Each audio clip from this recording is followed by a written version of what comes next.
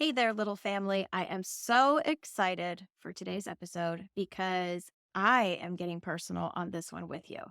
And it's not probably what you think, because most of you that follow my social media probably don't know that I feel like I am inside my body, but living outside my body at the same time. And after today's episode, you're going to know exactly why. I have Courtney on with me. Welcome on. How are you? Good to see you. Hi, good to see you. So we connected because of TikTok, but my mom sent me your video that is going viral because you were diagnosed with the same condition that I was recently. I've been living with this diagnosis now for soon to be 3 years. I can say that I am not very much ahead of the game. And to read what you have been going through, to see your journey to get that diagnosis was almost like looking in the mirror 3 years ago. And I feel like so many of us with this diagnosis feel out of our body, out of our control. And it's really, truly changing our life one day at a time, which is how we live. But we don't have very much answers on regards to this. And we're talking about POTS. Yep, definitely POTS. I know so many people have had such a hard time getting a diagnosis, and it can take up to years even, and they struggle and are told it's anxiety, it's just in your head, it's nothing. They don't even do the tests. It's really hard, really hard. So take us back to the Courtney prior to the diagnosis. How were you? Like, was life just at the peak and everything was great? What was it like then?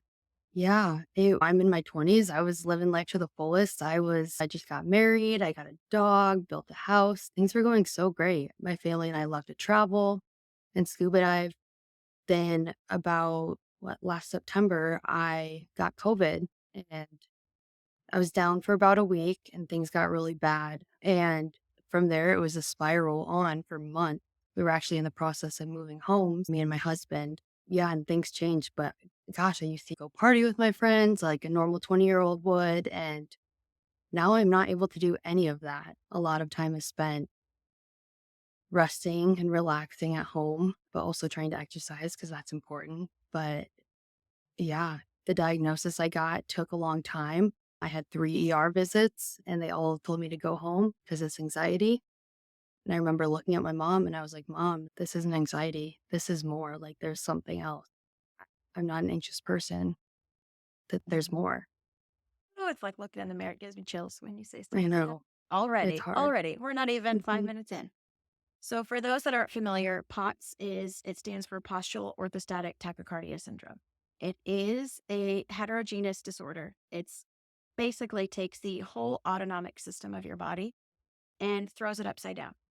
I have been in a lot of different POTS research and a lot of things because, like you said, people just think it's in your head. Doctors want to tag the symptoms into something else. This is anxiety. For me, it was, oh, you have migraine that's due to stress. Mhm.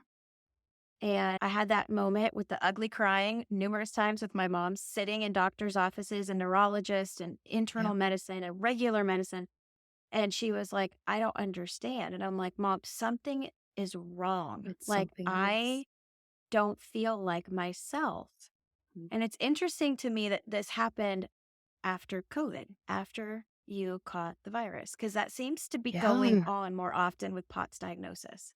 Yeah, I've been hearing a lot about that recently. There's a great community online that talks about just their diagnosis afterwards after having COVID. And looking back, I had symptoms before that I would say ignored almost. That makes sense now.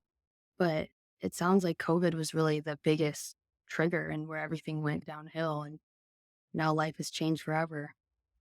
hmm You're very vulnerable. You're very raw in your video that, like I said, is trending everywhere because you documented your journey as most of us do. I don't know if it's because we're just bound and determined if we're going to get an answer. I think for me, Yeah. that was it. And I also almost wanted to prove, I worked in the medical community when this happened to me, and I wanted to prove to the medical system just because it's not in a book and it's not something that you can just Yeah. give a pharmaceutical prescription and get rid of it, doesn't mean that I'm crazy. I'm not losing my mind. Did you feel that way? Oh, absolutely. Just especially being turned away from 3 ER visits, just saying, no, it's anxiety. It's mind blowing, actually. Even the doctors I visited after, I've had a neurologist forever.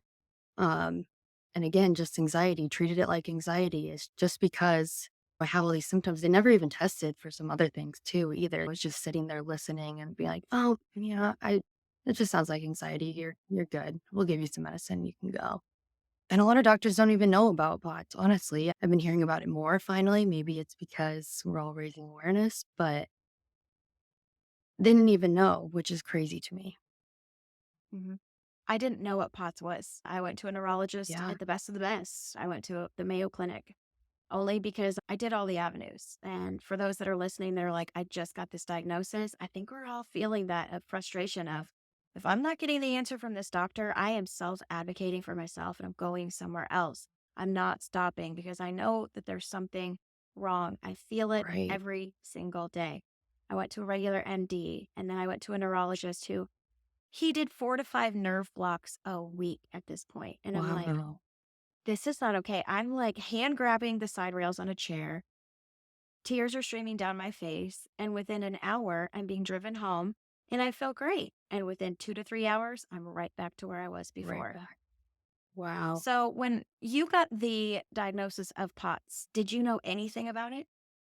I had never even heard of it. It's actually a really crazy story because we went to doctor after doctor.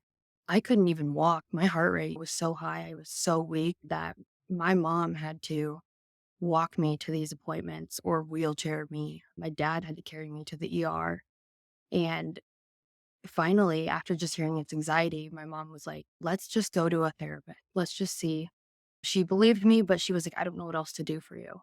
It was actually the therapist that listened to me. She was like, here's all your symptoms. I'm listening. I hear you. She gave me a piece of paper after my second session that says what at the top, it says, what is POTS? And I'm not going to get emotional, but that was literally what changed my life because we looked into it and I brought it to my neurologist and was like, hey, I have every single thing on here on this paper. Can I get a tilt table test? Can we test for this? And sure enough, that's what it was. And actually, my neurologist started crying because I've been seeing her for years and been having issues. And I don't know if it was a little bit of guilt, just missing it, or just happy that I got a diagnosis. But man, that therapist, it just shows it takes one person to listen to you and Hmm. understand. Hmm. My regular MD was like, maybe it's your birth control. Maybe it's just because you're now at 35 and your body's changing. I'm like, I'm not in menopause. I'm Yeah. 35. What are you Yeah. thinking? I No would have way. the common cold here and there, but nothing extreme. Yeah, it's interesting. I remember going to the neurologist and I had never heard of POTS and that Never. dreaded tilt table test. I don't know how you did on yours. I failed mine drastically. Yes. It was evident within seconds. And it just kept going up and up, my heart rate. And they Mhm. knew, I think they cut it short because they were like, yeah, we don't need to keep going. It's I obvious. cut mine So short because I legitimately projectile vomited everywhere. you I warned did. him. Oh, I warned him. But I Oh, remember doing the EMG, the EKG, the all of that. CT, the MRIs with or without contrast. I remember I got to the point where I was like, if this is this really worth it? I was so emotionally drained and physically poked and prodded just to have every test at that point come back of, oh, it's It's fine, it's fine. normal. Totally. Every single Yeah. time. Oh, it's fine. All my lab work, all the blood work. It looks okay. Every Mhm. time it's draining and exhausting. And then that tilt table, I remember going in, he was like, we want to do this. And it's not that bad. And I remember the poor tech, I apologize. And she's like, it won't hurt that bad. Within seconds, I'm like, I'm so uncomfortable that I don't know with you, but she's, oh, it doesn't hurt. Like you have tattoos. It's not going to hurt. We just do like a Yeah. piece of, it felt like I was being eaten alive by bees or hornets at the same time. Oh, it's And no meanwhile, joke. for those that are listening, like, what is that? They literally strap you in on a table. You're laying down as normal, almost think as if you go and have surgery. But they strapped in three sections of your body and your arms are straight across. And then they have a blood pressure cuff on one arm. They have you hooked up. They have all the cardiac, everything to check your heart rate. And then I don't know what this stuff is, but they said, oh, it's almost like little needle pricks. You'll just Mhm. feel almost like a bee sting. And we will do it here and there. Meanwhile, this table, hence the name, is tilting you up and down. You're Mhm. just supposed to have a normal sense of reaction. My normal was vomiting. So I'm like, oh, I Ah, failed that. yeah. I know, and a Terrible. lot of people pass out. I mean, I thankfully Hmm. did not, but I know a lot of people get nauseous as well. Gosh, I don't know which one's worse. Both. Jeez. Feeling that nauseous. It's just so hard on your body too, because it's just, your heart Mhm. rate, you get dizzy, you get confused. It's hard on your body. So, what symptoms were you having before you got your diagnosis? A lot of it was I lost a ton of weight. Like, just I lost a lot of weight, no appetite. I couldn't even eat. My heart rate, I just kept telling my parents, I just kept holding my chest. It's racing. I can't get it to stop racing. It hurt. Um, I got to a point where I was so weak I couldn't even sit up. Literally had to be carried out from bed to the couch. I took medical leave from work. Gosh, I was nauseous. Lots of panic attacks, or now I think they're adrenaline surges or dumps is what they're called. Just Hmm. my whole body was dysregulated. Temperature, I was either sweating or freezing. Still am. Still get that. I couldn't even talk. I had no strength. I was so scared. Just that feeling of being stuck and not knowing what's wrong. Your body just shuts down. It's interesting because I'm on a lot of the POTS websites and I Mhm. literally dove deep. I felt like I was searching for a master's degree in Yeah. something that was like a complete other language. So I found every forum, every blog, every Facebook, every research Hmm. program I could. And it's Absolutely. interesting because we all seem to streamline in regards to what our symptoms are, but there's so many of us that have a lot of different symptoms that I think Yeah. are passed aside and passed off as, oh, this is what's wrong. I worked in medical. I loved my job. I was very good at it, very sharp. I did everything just to the T. And I didn't have the weight loss. I had massive migraines. I literally just woke up one day and I'm like, I have never had a headache like this Really? in my life. Okay. I even went to loss of a memory. I was found Yeah. searching, just wandering around in my neighborhood, walking my dog because I didn't know where I lived. And until you've gone through this, like I like what you said about I didn't have the strength to even speak. We so often think, oh, just talking, like it's not that difficult. You get to a level of exhaustion in your body, but your brain is not exhausted. I think that's the hardest part. It's almost like you're Mm-hmm. physically stuck in your own body. And I almost went blind completely in my right eye. I was having issues of seeing, but Wow. I noticed that all of these fluctuations were with the weather. And that's one thing that POTS is triggered by is hot, extreme, excessive heat and weather. And that totally makes sense. Even today, I'm looking outside and it's a rainy day, and I woke up just feeling, I'm sure a lot of people do too, but just changes in the pressure of my body. My heart rate's up a little bit today. It really does make a Hmm. difference. And the heat, you mentioned you used to live in Arizona, that heat Hmm. is nearly impossible to live in with some of the pots just because, yeah, it triggers all of my symptoms. I will literally watch. My mom laughs now. Like, I'm the human barometer. I can tell you when it's going to rain, and I don't have to look When at it's any weather coming. app. I don't have to look outside because, like you said, it's almost this pressure. It's also this very weird feeling that when you stand up and with POTS, for those that don't understand, the easiest way my neurologist explained is from the neck down, your heart is running a marathon. Your heart is adrenaline, it is racing. You are in like the Boston Marathon, you are racing, you are running for your life. From your neck up, your brain is on sleep mode. And so every time you move and every Oh, time you go from sitting to standing, laying down to standing, your body and your autonomic system is not communicating with itself because from the neck up, it's still sleeping and it takes a while for the oxygen and the blood flow to get to your brain. Meanwhile, the rest of your body is functioning, but it's on hyperactive overdrive. So, for those that are listening, going, oh my gosh, I feel this and I have wow. these symptoms. Imagine driving a car, a race car, a Formula One, and that's what my neurologist said. You're driving a Formula One race car on a track that is all twists and turns, and you're doing it with earphones in and blindfolded. And that is how we live our daily life, which when we first got on, I asked, hey, are you having a good pot stick? or a bad one. There's no in between. And it's hard because you No, don't know how your day's going to be when you wake up. It's an hour by hour, minute by minute. That's how we live. it is. And it's hard when, you want to make plans in advance. Like this weekend, I'm like, I'll say yes now, but I can't promise that the day comes and that I can't. So it's Hmm. good to have people around you that understand and are supportive of that. But it can be hard when people don't understand because last minute, you just sometimes can't. You can't get out of the Hmm. house. But I that think is the the hard best part way too, oh, sorry. That's isn't the it? best way I've No, ever it's heard it good, huh? explained though. Like, that's the best explanation I've ever heard from anyone. It's I think the hardest part when you said you have to have somebody that gets it or supports you, it's hard because we live in this era. We saw it with the COVID virus. So just take this and you'll feel better. There is nothing for this condition that you can take that excludes everything the way that you're feeling. There's nothing. Nothing at all. I take a beta blocker that helps my heart rate, which is great. It doesn't work all the time though. I would say it takes it down to just maybe it's still high, maybe down to a normal level, but then it has this other side effect, lowering my blood pressure too much. Can't win there. Hmm. And there's a few other ones I take and that helps manage symptoms, but no cure. There's no long term. Being on a bunch of medicines isn't ideal either. Yeah, there's really nothing else you can do besides manage the symptoms day to day.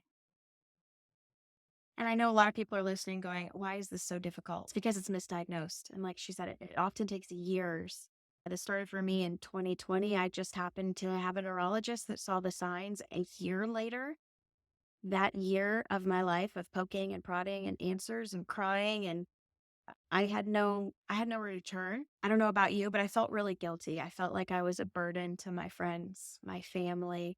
I was dating someone at the time that we weightlifted, we power lifted, we went running, we were active, and I was so depressed because I Ugh, felt like I wasn't even myself. I lost myself. I didn't want to go anywhere for fear of, even if I go to the grocery, am I going to get lost in the aisle? Am I going to remember who my mother is standing in front of me? Am I going to mm, pass out?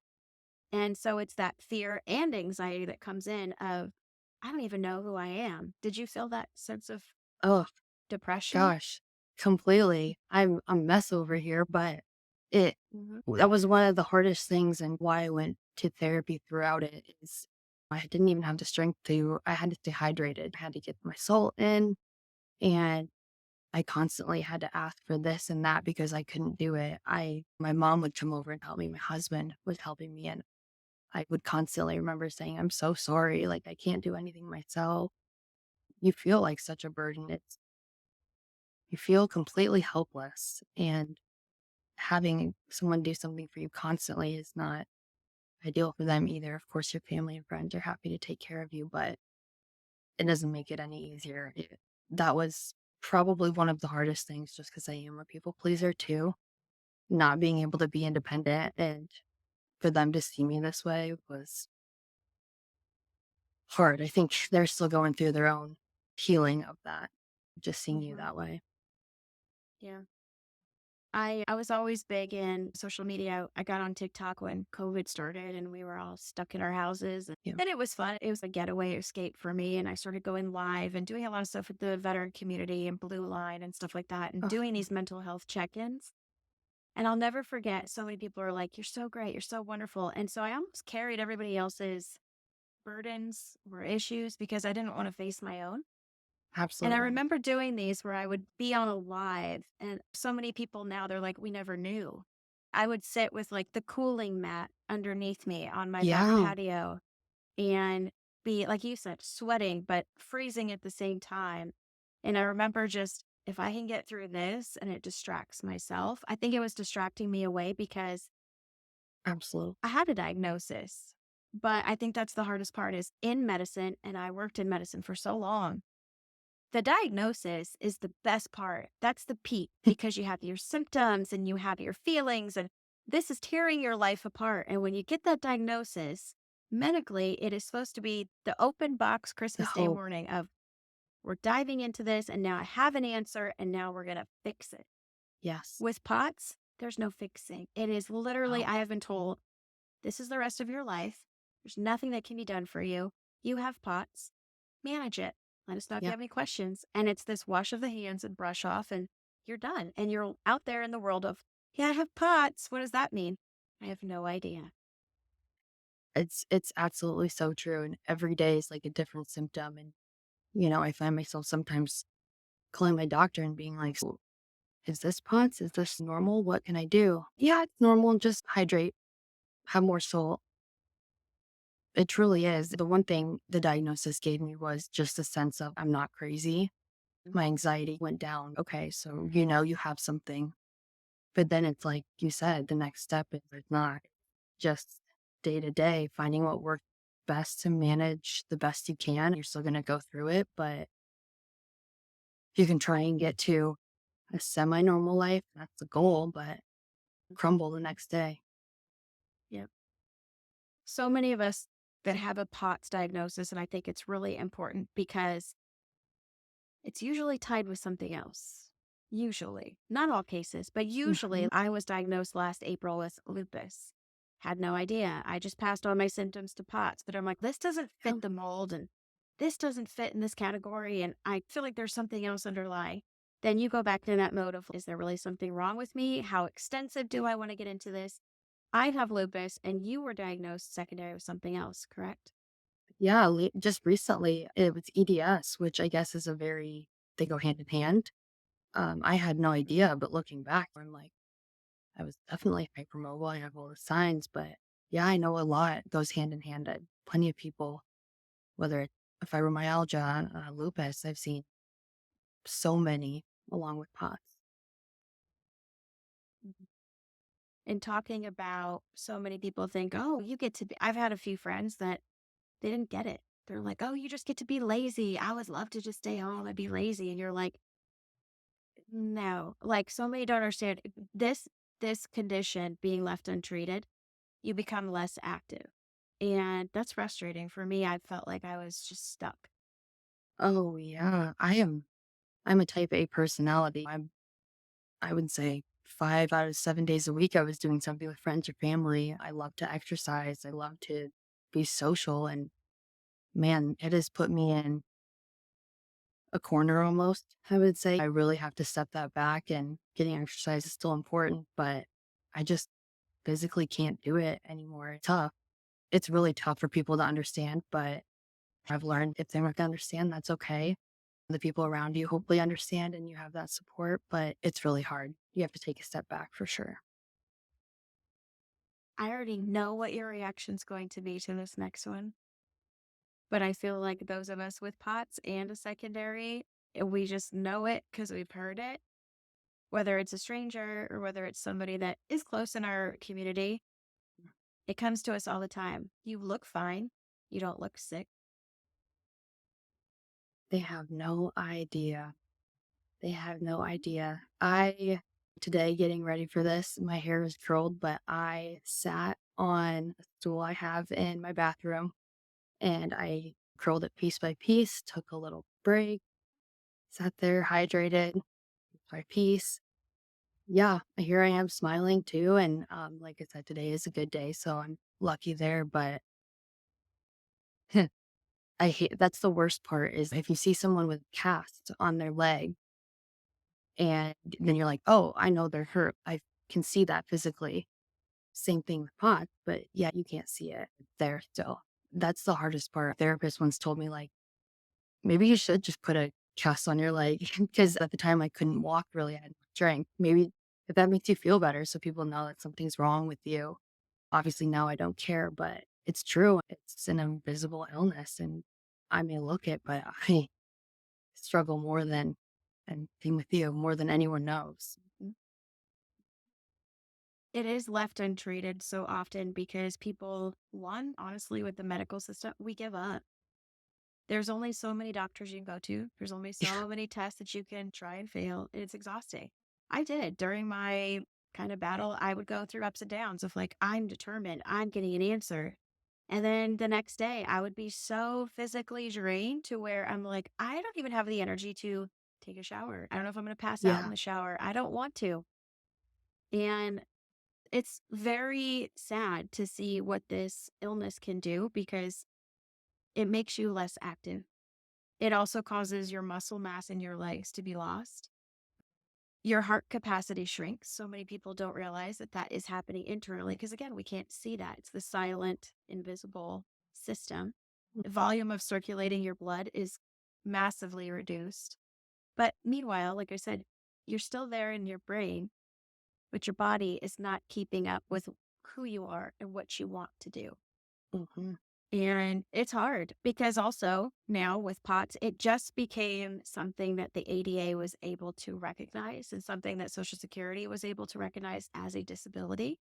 I had to take a leave of absence. I went on short term disability for a while Yeah. just to figure out what was going on in my body. Yeah. That short term disability, for those that are listening, we all know that's not enough time.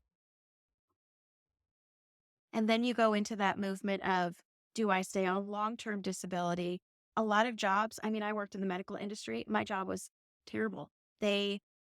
But you can work here, you can work for a couple hours. I'm like, I physically cannot drive myself. This was No back in way. 2021. They're like, take a taxi. I lived in Phoenix. I'm not going to leave my home and take a taxi. And I remember Right. one day I was even at the office and I'm like, I can't see out of my right eye.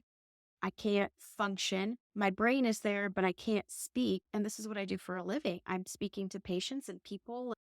I remember removing myself from my office. I'm like, I'm going to go down the hall and just take a minute. I'm going to go wash my face with cold water, put a Yeah. cold towel on the back of my neck. And I remember crawling on my hands and Ugh. knees down this hallway. And everyone's, what is wrong with you? And I'm like, I feel like I'm dying. Like I'm out of my body and I don't know what to do. And I never went back after that day. I put my foot down and said, there's Good. something wrong. And it got to the point I was replaced. I went Wow. through a lot of legal stuff with them. Wow. And it amazed me because even with a medical facility that we train doctors as Yeah. students, and I said, this is my diagnosis. They came back and said, there's nothing wrong with you. Take ibuprofen, take 15 minutes of water breaks. Oh, That's your option. wow. And reading your story of taking a leave of absence and hearing so many people with POTS, the more we do episodes like this and talk about this condition, we're educating. I worked in the medical field. I was Sure. educating them on my diagnosis while I was still trying to figure out what it was. How do I survive? How do I go Right. day to day? Wow. That's amazing. Like you said, even I took short-term disability and that wasn't enough time. I had to come back or I don't know what would have happened. Thankfully, I work Mhm. from home. There's no way with you being in person on your feet, talking to people. I don't know how you did it. That's, I can't even imagine it because that's a lot. And then for them to replace you like that without any understanding or accommodations is it's really too bad. Mhm. Oh, I fought with the HR department, which they still are something else, but I Good. wanted to do it for other people because, like we said, this is coming up more often. This diagnosis is coming up a lot because of the COVID virus. This is activating. So I've been told in my condition, Hmm. this is probably underlying, and the virus, POTS, Yes. is a autonomic nervous That's what I system figured. virus that does come up because of a virus, or it's also coming up now due to pregnancy, trauma, major surgeries. These are starting to come up to where it is triggering this virus and this syndrome to come out in your body. Yeah. Which is which is amazing because COVID, yeah, it came right after COVID. I had some signs before, so maybe it was just there, but mild. Um, Mhm. it's truly amazing because I know a lot of people, it has come from COVID. And it's interesting you say some of these other things too, like surgeries, and it makes sense, the recovery, and it's really too bad. But it's also too bad to see that people aren't finding those answers. And a lot of people are still going through it because COVID's still running around. And Mhm. I see a lot of people struggling, be like, oh, I think I might have this, but my doctors won't listen. I'm not sure if I have this. How do I get diagnosed? And it's really sad. The more we talk about it, I think the more people are wondering, hey, maybe this is something to look into. Which brings me to the question, what does life look like for you now? Because you have this, we're not getting rid of it. So what does life look like, let's say on a bad day, what does life look like for you now versus how life was before all this happened? It's changed my entire life, my family, and we've adjusted. We just know my limitations. On bad days, it's like cancel all plans. We just got to do what's best for you. And whether it's staying home, hydrating, maybe getting some exercise. But really, I'm thankful that they've adapted. For me, they know we like to go out boating in the summer, but it gets really hot. So we are trying to figure out, okay, maybe you can have a portable fan and something around your neck. We're trying different things, but I have been limited. We went and traveled a few weeks ago for the first time after being diagnosed, and we had to take it slow. It's not running through the airports. It's a lot of hydration. It's a lot of them helping me walk. It's a lot of, well, I couldn't scuba dive. So life definitely looks different. It's a lot of limitations, but at the same time, I'm like, I'm just happy to be here because at the time I was like, this may be the end. Been put on the spot a lot about mental health in my podcast, which Mhm. brings me to the question, being a people pleaser, because I'm the exact same way. How has this affected your mental health, having the diagnosis with people pleasing, feeling, I don't know, with me, I feel guilty all the time. I feel like I'm broken. Why can I not do this? I'm not 80 years old. I'm not in an 80-year-old Right. body. So why can I not do this? How has that affected your mental health and loving yourself through this diagnosis that's Oh, never ending? that's such a great question. It's been really hard. Yeah, like you said, being a people pleaser, and I like to take on people's problems and solve those problems. But that's all changed now. I have people come and pick me up to drive me just because I'm scared of driving. And people make accommodations around me all the time. And oh, it just hurts me because I'm just not that way. So it does affect your mental health a lot. But I'm learning that they wouldn't do it if they didn't care and love for me. Some good reminders that those people will do that for you because they care. But gosh, it takes a toll because every single day I still feel guilty. Even just the simplest, hey, can you fill up my water bottle? I'm just like, I'm 25 years old. I can do this. Right. But some days I can't. I will say dating with this condition is a nightmare for Yeah. me, only because I make Interesting. the plans and there's days that will come up and I'm like, it's a bad day. Like I woke up and Yeah. it's a bad day. Nothing happened out of the norm. Like it's sunny, something's happening. And so I will literally prepare myself all day, knowing as a people pleaser, I made these plans and I have to go. And it's Right. interesting because one of the triggers with POTS and a lot of the conditions that kind of counteract it is alcohol. That Yeah. is a massive trigger. Do you have experience with that? Oh, yes. And that's interesting because in the dating world, I'm sure you go out to dinner, maybe grab drink. I have, since being diagnosed, I have not drank at all just because I'm like, it's not worth it anymore. I would love to. And sometimes I take a sip here and there, but, and that's hard because, especially living in Iowa, there's not a lot to do. People go out to bars Hmm. and it's just a social thing. It's grabbing a drink with a friend and catching up. And it's just not worth it for me. And it's sad in a way, but it's better off for me. But interesting in your dating world, are you upfront about, "Hey, I had POTS, here's what it is," or you wait for a while and I wait. I was very upfront with the last relationship that I had, only because I don't know about you, but with meeting new people, or I still want to be myself. And it yes, goes back to the there's nothing wrong with you. You look fine, you look healthy, yes, you look great. And so if people are in our bodies, they don't understand. I have been, and I would say I still am, to a sense, embarrassed. yeah, Only yeah, because I feel like I have this condition. Why can I not fix it? Why is my body not able to fix this? It's interesting because, you've discussed a lot about salt, and that is something where they say, make sure you have a high salt intake. mhm, I don't know about you. I have never, looking back, I have never liked salt. I've never liked salty foods. that's Never. funny.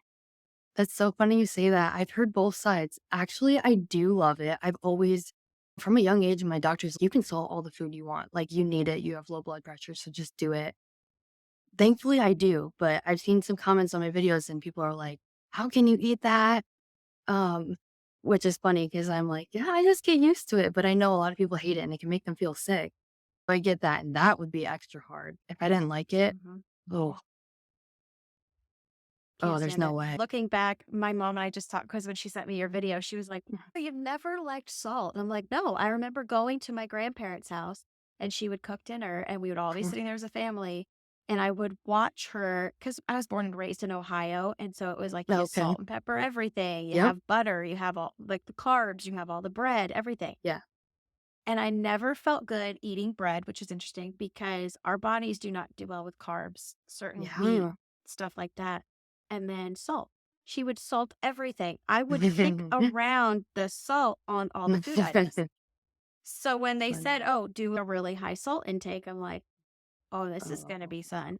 Like, no Mhm. way. And there's only so much you can hydrate your body where you're like, "I'm not hungry." Oh, Then they say, yes. eat certain vegetables. And it's interesting because I've really looked at triggers for food. I love pastas. That's a carb. I love onions. I love garlic. Those are the two massive vegetables that actually will trigger your pot symptoms. That's really good to know. I've started looking into the food side of things now that I've gotten a lot of the other things figured out, and I'm seeing Mhm. a lot are not good for POTS. So that's really good to know. I really want to dig into that more because I know it affects me for sure. Be careful digging because you're going to find all your favorite foods that you love are on Mm, that list: dairy, mm. carbs, Oh, alcohol, gee, yep. everything. Mhm. There it goes right there. I Yep. love pasta. I love ice cream. Yep. That makes Yep. sense. I actually did a week trial for myself, and I worked with my neurologist at the time at Mayo Clinic. I remember stating, like, I've done the full lit. I was deep diving at that point. I just needed an answer. I wanted it fixed. Mhm. Here we are 3 years later, there's no fix. They've come to that conclusion, and I'm okay with that. I'm accepting. But I did a trigger and I kept a journal and I did it Mm, for a week. And I would change the trigger foods each week. So one okay. week I would say, I'm going to try these pastas. I'm going to try the carbs. I'm going to try the Yeah. white bread. I'm going to try wheat bread. And I'm going to just keep my salt intake as normal, but I want to document what I'm doing. And it was interesting Interesting. because I didn't have a reaction until at least 12 to 24 hours. So the following day. Wow. Oh, And so okay. they said that shows how slow your body is moving and it's Yeah. trying to take all of the vitamins. Like we're usually low in vitamin B, vitamin D. And so it's Yes. interesting because I took that journal and then realized like these are all my favorite things. So if I cut this out, how do I feel? And if I Wow. cut this out. And so I started to kind of take that list and trial and error. But I think that's one thing, especially with POTS, is it's trial and error. You have to figure out It, what your it triggers are. it totally is. Even with like medicines too, it's trial and error. I went through I don't know how many medicines to find the right one, and I reacted poorly to some, and some were just no, just not going to work. But Mhm. everything's trial and error with food, with medicines, with hydration, with gosh, you name it. It's everything. Activity. It's can you do this? Is this too much? I recently started physical therapy and we're going really slow just because getting that muscle mass back, being active, I know can help with blood flow. So we're going slow, but giving that a try in hopes that helps a little bit. I think for me, it's learning to speak up. There's nothing wrong with that. And I will usually try and exercise and get out in the neighborhood and walk. My mom and I Mhm. do that a lot. And we went out the other evening and there was nothing different. The weather was the same. And I walked just to the very end of the road and I'm like, it's not the day. I can't do it. And she's okay. And I Yep, remember feeling guilty about that and feeling I could have done this. Why didn't I push myself? And those who have POTS, I'm sure you'll know, when you push yourself, you're done for days at a time. that's the sad part is and sometimes you don't know until it's too late. You think you Mhm. can walk that extra block and then it's too late. Can't go back now. Yeah. So it's hard to find that fine line too. So, being that there is no cure, there's no tablet, there's no pill, there is no quick, easy fix. This is a lifelong guess, trial and error. Are you happy you got the diagnosis? Has it changed anything for you? That's a hard question. I think yes, because again, I said it previously, it makes me feel less crazy. I can reassure myself when I'm having the adrenaline dumps or these bad days. Hey, this is pot. This isn't heart attack or something. Like this is pot. So at least I have that to stable me out a little bit. And then I guess the second part is just being able to advocate for other people is why I'm happy I got the diagnosis because so many people have this and they don't know and they're scared, just like I was, just like you were. And so having that peace of mind is good. But beyond that, it's a diagnosis. And what else does it really do? Nothing. You just manage your symptoms like you were trying to do before, which is unfortunate. So I would say yes and no. Yes, for a few good reasons, but no, because it doesn't really change anything. I always just say it's a title to a chapter in my book. It didn't rename the title of my book. It's just a chapter name for Absolutely. me. That's a great I way to think put it. advocating is good because I think people, for me, I know when I first got my diagnosis, I just felt like this is it. I'm done. I'm just going to be sitting on my couch the rest of my life. Who's going to want to be with someone like this? And I ease into certain things. I overdo it. I'm stubborn. I'm very Yes. stubborn. I will Yes. make myself go to a gym and walk on a treadmill and have those moments where I'm like, I don't even remember the last 3 minutes. Was I walking? Am I here? And I'm like, it's time to go. But I've learned, I think it's the best way to say this in learning my body in the last 3 years is give yourself some grace Too. because I'm showing people, I think doing this, I'm vulnerable as well because I know people will be like, we never knew. People with POTS, I think we hide it as long as possible Absolutely.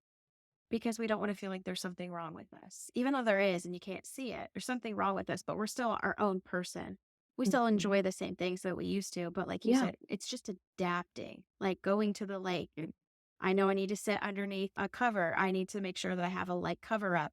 I need to have hydration. I need to make sure that there's things with me. But Okay. there's still so many people that have no idea that I have this condition. Absolutely. Absolutely. I could walk around town. We live in kind of a small-ish town where everyone knows everyone, and without me posting or saying anything, there's nobody would know. Nobody would know, but in my head, I'm like, I need all these things, and is this gonna be there? Am I gonna have access to water? Is there gonna be shade? Your mind adapts, and you do what you need to do. Other people don't think about that, and it's Yep. hard, but you get used to it. POTS and you have the diagnosis now. What's your biggest fear? Wow. I like to think that someday it's gonna get better, and I acceptance is really hard. It's probably knowing, can it get worse? How much worse can it get? I think I went hmm, I froze. Now that I know what it is, I think I went through the worst part of it, with all the traumatic ER stuff. Um, I think it's, just how will it affect my life going forward. My husband and I want to have kids. We want to travel. We want a lot of things. Will I be able to do that? I don't know. What will that look like? It's scary just not knowing what every day could bring, what God can do to you. I appreciate you coming on and sharing your journey. My journey, I always laugh when people say, oh, you've had it for years. We want to pick your brain. I'm like, I'm in the same spot I was when I first got my diagnosis because you I just know. learn as you go. And You when you do. figure things out, your body will turn upside down and it will change exactly what worked to changing it up, especially with the seasons. I Hey, appreciate you sharing and being vulnerable on TikTok of all places because I think yeah, you're advocating in a place where people are scrolling and they're starting to get the word out of POTS and then they're connecting that with symptoms of not only just themselves but a loved one that may be going through the mhm, answer. So if you're listening to absolutely. this, trust me, hang in there. Be an advocate for yourself. In the medical community, I've said this on many episodes, you have to advocate for yourself. It's okay to give a doctor a pushback. Mhm, It's okay to not accept an answer of, oh, this is anxiety, or oh, this is just you're overreacting, or this is in your head. That's okay because I am a firm believer with POTS, your body is speaking to you, and so it's true. our job to communicate of this is how I'm feeling. And it's okay to cut your doctors. It's okay to change. It's okay to continue to get the answers. I think we've been put into these boxes of, well, if your doctor tells you this, he knows best, follow the rules. I was on medication that I was a zombie. I was on 5,000 Yeah. milligrams of Topamax and I cut Mm. myself. I was like, we're done. I'm not, Yeah. I don't remember my name. I don't know how to even turn a phone on. I'm lost and I've refused to live this way. So this may work for other people, but I'm Yeah. advocating for myself. This isn't the direction for me. And I love that you're showing everybody that just continue to advocate. And if it doesn't work, don't get frustrated. Don't quit because with POTS, there's no end in sight. We got a long way ahead of us to trial and error. And I love that we connected because we connect, like we have to connect through a community for those that we get each other because we're not Yeah. crazy. Yes, I can't thank you enough. I love what you do, and it's so great talking to you, and just having someone that understands is it's such a refreshing, nice feeling. So I so appreciate it. I'll put all your information in the bio description if you listen to today's episode and you're like, oh, thank you. I'm not crazy. There's something out there. All of her information is in the bio. Follow the TikTok journey. And maybe you might see a little bit of pot stuff coming up on mine, especially after this vulnerable episode. You never know. Yes, I can't wait. Thank you so much.